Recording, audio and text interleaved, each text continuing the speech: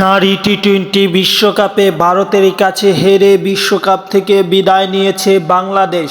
মূলত সমীকরণটা এমন ছিল, জিততে পারলেই সুযোগ থাকবে সেমিফাইনাল রেসের এবং হারলেই বিদায়। এমন সমীকরণে বাংলাদেশ ভারতের মুখোমুখি হয় ইংল্যান্ডে।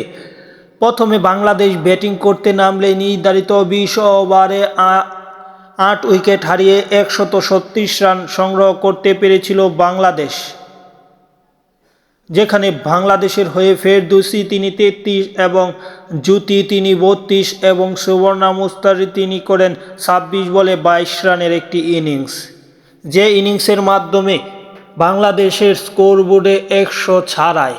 এবং বিপরীতে ব্যাট করতে নামলে শেফালি ভার্মার তাণ্ডবে মূলত ম্যাচটা নিজেদের করে নেয়।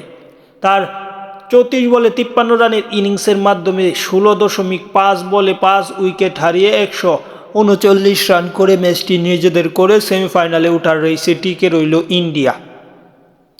এই ম্যাচে 2 ওভার বল করে 11 রান করছে এবং 53 রানের ইনিংস খেলে প্লেয়ার অব দ্য ম্যাচ হয়েছে শেফালি ভার্মা।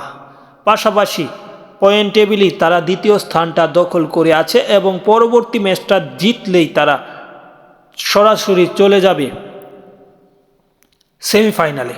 পাশাপাশি সেই ম্যাচটা যদি হারেও তবু একটা সুযোগ আছে যে যদি বাংলাদেশের বিপক্ষে দক্ষিণ আফ্রিকা হারে তাইলে সরাসরি তাদের আরেকটা সুযোগ থাকবে সেমিফাইনালে যাওয়ার।